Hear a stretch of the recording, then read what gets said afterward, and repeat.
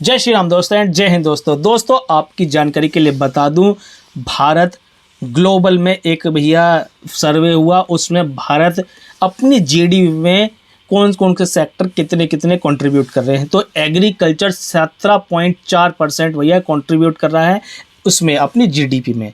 और पाकिस्तान के लोगों को जब ये बात पता लगी कि भैया भारत इतना कंट्रीब्यूट कर रहा है, मतलब भारत का एग्रीकल्चर सेक्टर जो है वो भारत की जीडीपी में इतना कंट्रीब्यूट कर रहा है, और पाकिस्तान भी एक एग्रीकल्चर देश है, तो पाकिस्तान के जब लोगों को ये पता लगा कि भारत के जो एग्रीकल्चर सेक्टर है वो इतना कंट्रीब्यूट कर रहा है, तो पाकिस्तान के लोगों की उड़ गई नींदें हराम हो गई इनकी, और ये हो गए भौचक के। अब पाकिस्तान के लोग समझदार होते जा रहे हैं धीरे धीरे, और ये कह रहे हैं कि भैया भारत बहुत तेज़ी से तरक्की कर रहा है और हम भारत के आगे कहीं भी नहीं टिकते, और ये वाकई में नहीं टिकते।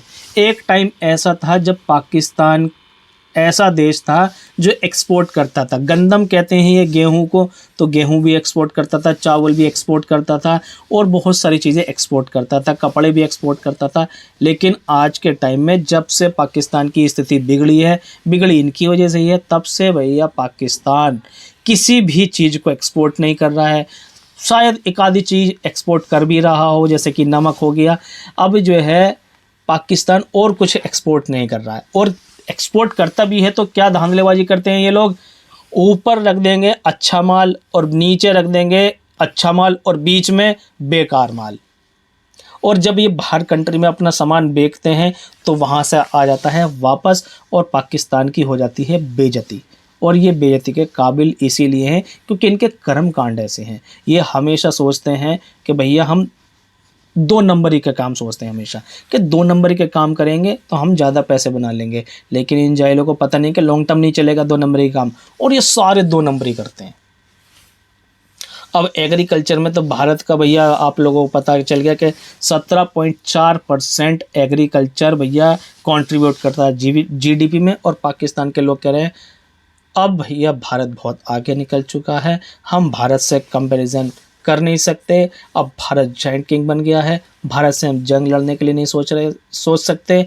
कुल मिलाकर बात यह है, पाकिस्तान के जो लोग हैं भारत की तारीफ़ करते नहीं थक रहे हैं, और भारत की तारीफ़ में कसीदे पढ़ते जा रहे हैं। ऐसा क्यों कर रहे हैं, इसके पीछे का एक रीज़न है, इसके पीछे का एक इनका ऐसा मोटिव है। मुझे लगता है कि बहुत सारे लोगों को पता होगा, लेकिन जिन लोगों को नहीं पता है मैं उनको बता दूं।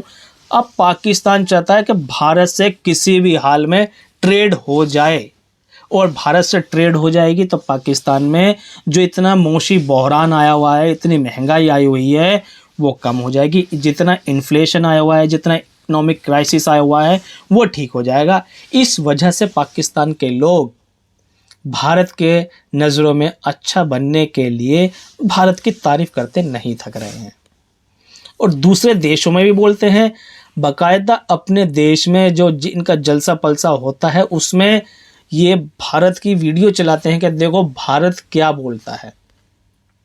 भारत के एस जयशंकर सर जी हैं, वो क्या बोल रहे हैं और हम क्या बोल रहे हैं, और क्या कहें मोदी जी क्या बोल रहे हैं। मोदी जी ने एक स्टेटमेंट दी थी भारत के अंदर कि पाकिस्तान अगर चाहता है कि जंग करे तो करे जंग, लेकिन किस में करे, गरीबी हटाने में, एजुकेशन बढ़ाने में, मेडिकल सेक्टर बढ़ाने में, इनमें जंग करो और देखो कौन जीतता है। लेकिन पाकिस्तान के लोग तो भैया न तो मेडिकल में आ गए, न एग्रीकल्चर में आ गए, न मिलिट्री में आ गए, किसी भी चीज़ में आगे नहीं है, और बातें बड़ी बड़ी करवा लो इनसे। पाकिस्तान के लोग यही चाहते हैं कि भारत से किसी भी तरह से ट्रेड हो जाए तो हमारी स्थिति सही ही हो जाएगी, इसलिए भारत की तारीफ़ करते नहीं थक रहे हैं। तो दोस्तों मैं आपसे एक सवाल पूछूंगा, मेरा ओपिनियन मैं आपको अभी बता देता हूं।